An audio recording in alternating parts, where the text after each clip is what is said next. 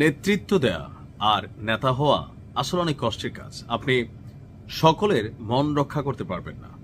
যেমন ধরেন, এই মুহূর্তে সারা বাংলাদেশে বিএনপি ৩৩০টি আসনে ৩৩০ জন প্রার্থী মনোনয়ন দেওয়া একটা হিউজ টাফ চ্যালেঞ্জিং ইস্যু ছিল। কেন?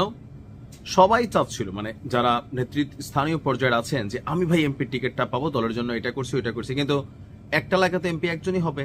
আবার ওই প্রার্থীটাকে সেখানে আপনার মনোনয়ন দেওয়া হবে যিনি বিপরীত দলের প্রার্থীদের সাথে লড়াই করে পাশ করতে পারেন।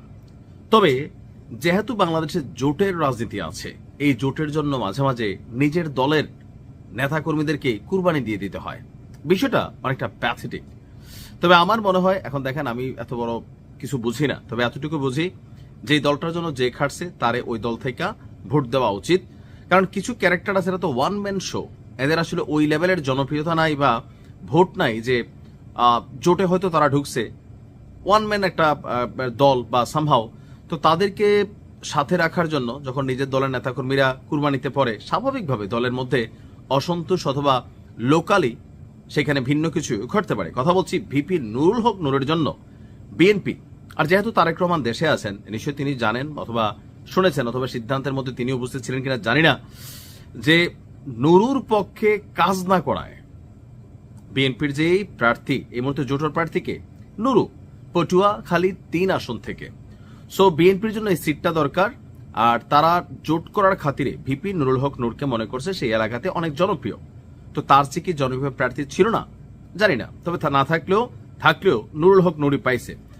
এখন নূর সেখানে যাবার পর স্থানীয় যে লোকাল পাবলিক যারা বিএনপির নেতা কর্মী, তারা মনে করতেছে এই লোক তো উইরা এসে জুইরা বসছে।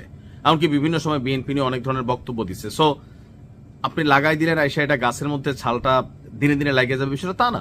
লোকাল নেতাকর্মীরা তাকে অসহযোগ করতেছিল। এটা নিয়ে গেল কয়েকদিন আগে ভিপিনুর একটা পোস্ট দিয়েছিলেন বিএনপির উদ্দেশ্যে। মানে মোট কথা হচ্ছে যে নুরুল হক নূরের পক্ষে যখন কাজ করতেছিল না লোকাল বিএনপির নেতাকর্মী, তো নুরু জনাব তারেক রহমান বিএনপির কেন্দ্রীয় কমিটির উদ্দেশ্যে একটা চিঠি লিখছিলেন যে এই নেতাকর্মীদের বিরুদ্ধে আপনারা ব্যবস্থা নেন। আর ব্যবস্থা নিয়ে নেওয়া হইল। এত বছর যারা বিএনপি করলো তারা কুরবানের বলিতে পড়ে গেল। That's the rules. তবে রুলসগুলো মাঝে মাঝে কষ্টদায়ক একটা ইস্যু তৈরি করে। কারণ এখানে আপনার পটুয়াখালীর দশমিনা এবং গলাচিপা উপজেলায় বিএনপির যে কমিটি আছে সেই কমিটিটাকে বিলুপ্ত করে দেওয়া হয়েছে। কেন?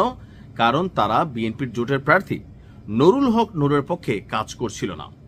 গতকালকে বিএনপির সিনিয়র যুগ্ম মহাসচিব অ্যাডভোকেট রুহুল কবির রিজভী ওনার স্বাক্ষরিত চিঠিতে ওই 2 উপজেলার কমিটিকে বিলুপ্ত করে দেওয়া হয়েছে। কারণ কি? তারা লোকালে নূরের পক্ষে কাজ করছে না।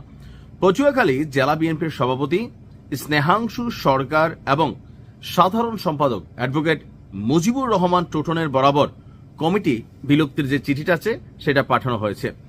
দশমিনা উপজেলা বিএনপির সভাপতি ছিলেন আব্দুল হালিম তালুকদার, আর অন্যদিকে গলাচিপা উপজেলা বিএনপির সভাপতি ছিল বীর মুক্তিযোদ্ধা সিদ্দিকুর রহমান। আর পটুয়াখালী জেলা বিএনপির সাধারণ সম্পাদক তিনি বলছেন, দশমিনা এবং গলাচিপা উপজেলায় বিএনপির কমিটির বিলুপ্তির কাগজ পেয়েছি, আর আগামী দিন হয়তো সিদ্ধান্ত নেওয়া হবে। এখন এই সিদ্ধান্তে নূরের জন্য ভালো হয়েছে, বিএনপির জন্য ভালো হয়েছে আমার মনে হয় না।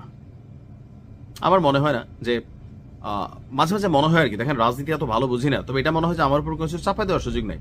কারণ কেউ ধানের শীর্ষে ভালোবাসে। যেমন কালকে নেত্রকোনা কোন আসনে দেখছি আমি জানি না, আসনটার নাম পুরো খেয়াল নাই, সেখানেও একই কাহিনী। জামাতের একজন ভক্ত, একজন গাড়ির ড্রাইভার, দেখছেন তো ভিডিওটা অনেক ভাইরাল হয়েছে।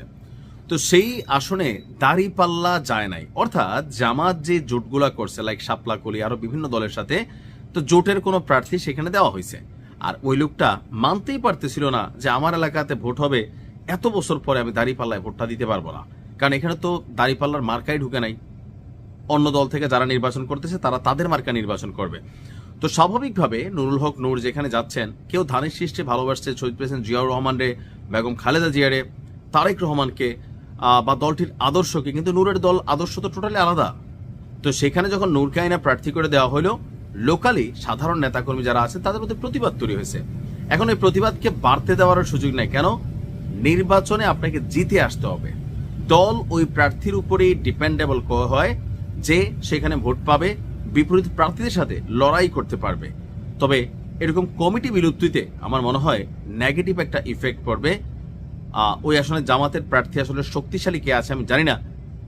তবে বিষয়টা এমনও হইতে পারে যে ওই কমিটি যারা বিলুপ্ত হয়েছে তারা সবাই রাগ করে গিয়ে জামাতের সাথে তলে তলে হাত করতে পারে, কারণ এটাই রাজনীতি। ভালো থাকুন।